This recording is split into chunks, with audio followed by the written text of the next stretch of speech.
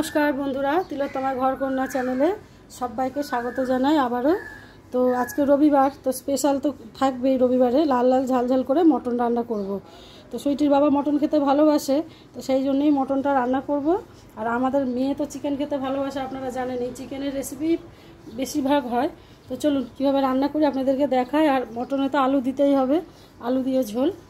तो এই যে মটন পরিষ্কার করে ধুয়ে বেছে নিয়েছি, এদিকে আলুও ছাড়িয়ে নিয়েছি আর এদিকে মশলা কষিয়ে মশলা ভালো করে নিয়েছি। এর মধ্যে আছে আদা রসুন কাঁচা লঙ্কা হলুদ নুন স্বাদমতো চিনি গোটা গরম মশলা আর টমেটো দিয়ে সব একসঙ্গে ভালো করে আর জিরের গুঁড়ো ধনের গুঁড়ো সমস্ত মশলা একটা পেস্ট বানিয়ে নিয়েছি।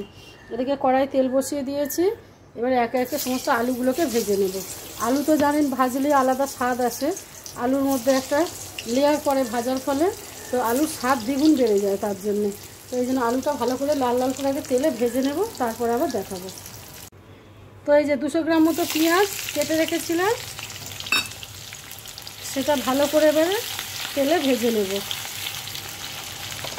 আর পেঁয়াজ ভাজার সময় সবসময় মাথায় রাখবে এই সময় নুন দিয়ে দিতে হবে, তাহলে পেঁয়াজটা তাড়াতাড়ি ভাজাও হয়ে যাবে আর পেঁয়াজটা ভাজাটা মচমচেও হয় ভালো।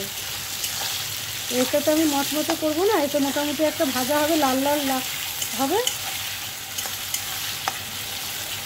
তারপরে করে নেব। একদম ব্রাউন রং ধরেছে। এবার এর মধ্যে দিয়ে দেবো মশলাটা। এই মশলাটার মধ্যে আমি টক দইও দিয়েছিলাম, বলতে ভুলে গেছি। সমস্ত কিছু একসঙ্গে দিয়ে একটাই মশলা করে নিয়েছি আর এই যে ঢেলে দিলাম।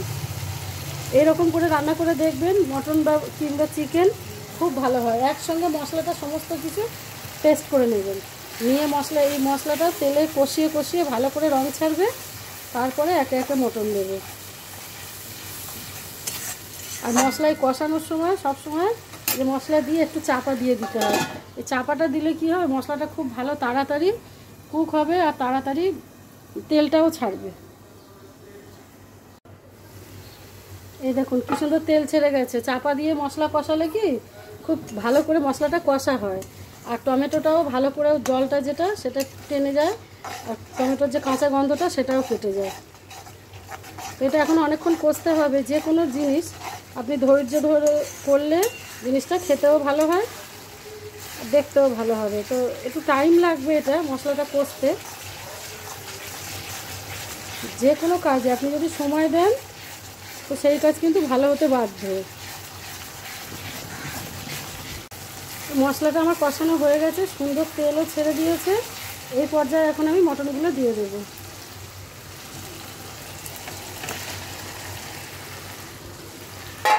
মটন দিয়ে কড়াইতেই কিন্তু মটনটা আমি করব।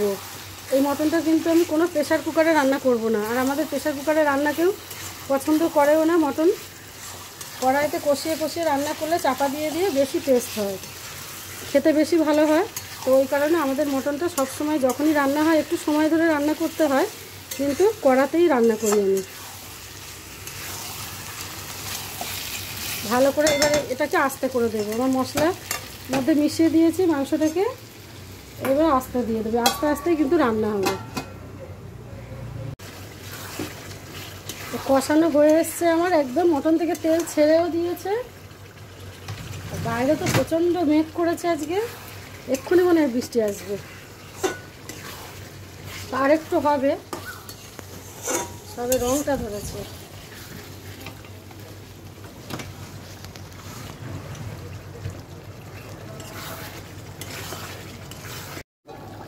মাংসটাতে আমি জল দিয়ে দিয়েছি, আলু দিয়ে দিয়েছি, দিয়ে এই যে মাংস কিন্তু ফুটেও গেছে আর সিদ্ধও হয়ে গেছে।